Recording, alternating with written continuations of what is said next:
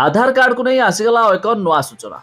जदि आपण मानकर आधार कार्ड अच्छी तेज एक कथा जानी रखा निहाती जरूरी। सरकार तरफ जारी है एक बड़ घोषणा।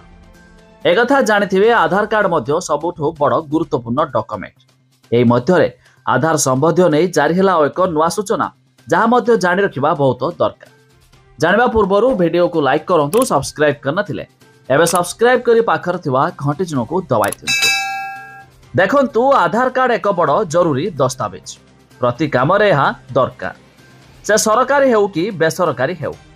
आधार बिना कौनसी काम हेबा मुस्किल। तेबे आधार अपडेट करिनथिले एबे गुरुत्वपूर्ण काम हेबो नाही।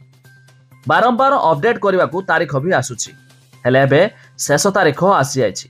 जदि एही समय आपण आधार अपडेट करना तेबे हैरान मध्य होई पारंती। तेबे पूर्वरु आधार कार्ड रो अपडेट समय सीमा को बहुत थर आगो को घुंचा आइछि।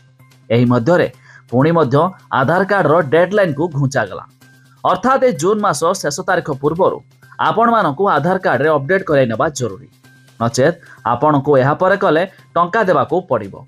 अर्थात आपण जून मास शेष सुधा निजर आधार कार्ड को अपडेट कराई परिबे संपूर्ण मागणारे, जहाँकि जो मानकर आधार कार्ड 10 वर्ष पुराणा होइथिबो सेमानकु अपडेट कराइबा निहाती कंपलसरी। एने मध्य Unique Identification Authority of India बा UIDAI सूचना मध्य जारी करिछि। जो मानकर आधार कार्ड 10 वर्ष पुराणा होइछि सेमानकु मध्य आधार कार्ड अपडेट कराई नेबा जरूरी। तबे जहार डेडलाइन सरी जाइथिया बरे एबे मध्य याकू जून लास्ट पर्यंत समय सीमा रहिछि।